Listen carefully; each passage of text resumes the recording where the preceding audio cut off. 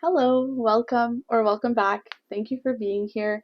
What I'm going to be doing today is doing a review for Radiant Sin by Katie Robert, the fourth book in the Dark Olympus series. I can't wait to talk about it. I have a lot of thoughts. I really love this series, so I can't wait to tell you everything that I thought about this book. So if you're here for that, then you're at the right place.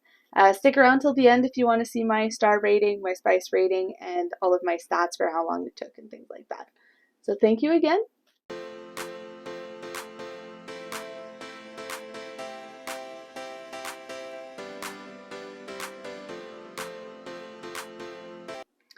First things first, cover. I think the covers for this series are beautiful. They're, dark, but with a splash of color. They all have the same theme, but are different, and they all kind of go together in such a seamless way. I really like the covers for this book, and all three of the other books as well. I think that it doesn't really represent what's inside the books, but I still think that they're really beautiful.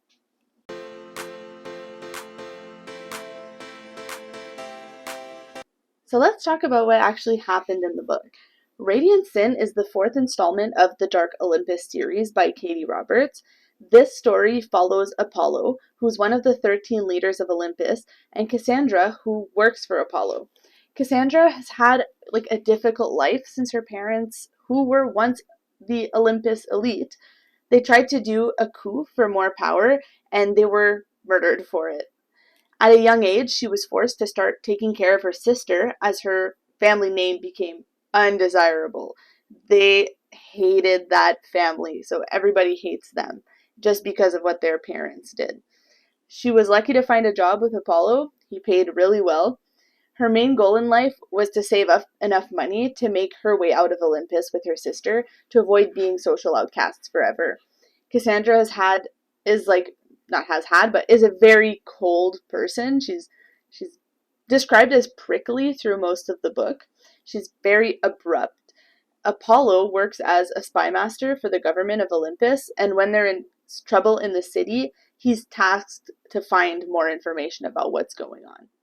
So then, one day, Apollo gets invited to a party at the possible enemy's house, and he asks Cassandra to fake date him at the party because she has a really good mind for extracting information. She doesn't want to do it because she knows that the tabloids will make it look like she's only dating Apollo to get into a position of power because of the stereotypes that the city has about her family and stuff. She changes her mind when Zeus offers her $1.2 million and safe passage out of Olympus for her and her sister. Hey, honey. So finally, Cassandra and Apollo end up going to this party together with the pretense that they're going to be a newly formed couple. So once they arrive at the party, they realize that 6 out of 13 of the political leaders of the city are at this event. So at the party, things get weird really quickly. Minos, the host of the party, and a new immigrant to Olympus, insists that the guests participate in parlor games and makes it seem as though he's attempting to marry off one of his children to an important person in Olympus, which would make sense because people are trying to climb the social ladder in Olympus. So anyways, Cassandra and Apollo's goal is to find out whether this is actually Minos' intention or whether he has other motives at play. The book's plot is primarily mystery and intrigue. The entire time you get to follow Apollo and Cassandra as they unmask clues and try to figure out what's really happening there. On top of the primary plot of the book, we also get to see the relationship develop between Cassandra, who is known as cold and prickly, and Apollo, who's kind and much more sunshine. So there's the fake dating trope, and then there's also grumpy ex-sunshine in the trope mix. For the past 5 years, Cassandra had been working for Apollo, which had created a boundary between the two of them, but they were both still attracted to each other without the other one being aware of that fact. So the relationship is just really beautiful. Katie Robert does an amazing job at developing their relationship, and you get to see them as vulnerable and open and comfortable with one another, and it's really beautiful.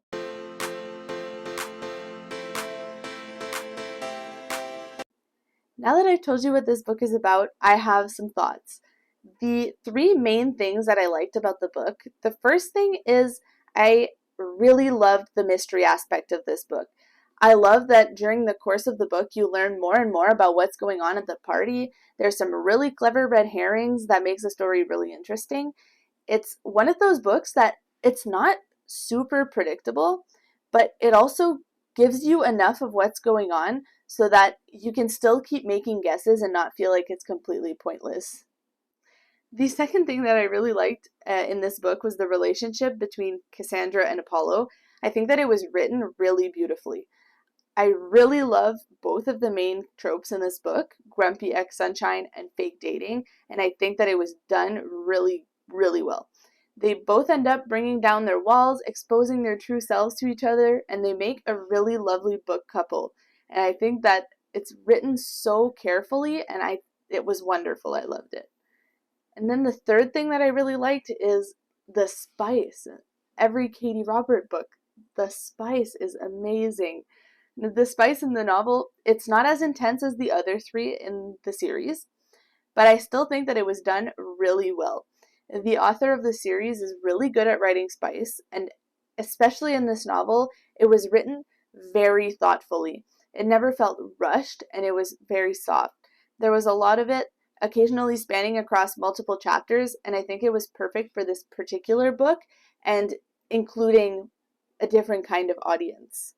So overall, I really, really liked the book. I thought that it was really great. Now that I've told you the best, most positive things about the book, I would say that there's just one thing that I liked a little bit less about the book. What I didn't like so much is they call Cassandra prickly multiple times throughout the book. She's prickly, she's cold, nah, nah, nah. But we never get to see that side of her much. The only time that we see it is by hearing about it. I think that it definitely didn't ruin the novel for me by any means, but I did think that we could have gotten some more coldness out of Cassandra to really drive the point home. I think that there's this lack of showing and just like more, well, it's like that because I said so, but it's still very good. Overall, I would say that this book was the weakest installment of the four books in the Dark Olympus series. The spice was great. It was just not better or more interesting than the previous three books. The story was intriguing, but not absolutely perfect. So that being said, I gave this book a 4-star. I would say that the spice was probably around a 2, maybe 2.5, but it was still absolutely excellent, and I would definitely recommend it if you haven't already read the first three. Then you should go read the first three first, but they're all super worth reading. And the fact that this book is the weakest installment says something about Katie Robert because she's so incredible that this amazing book is the weakest out of the four. So, without a doubt, I would recommend this book anytime.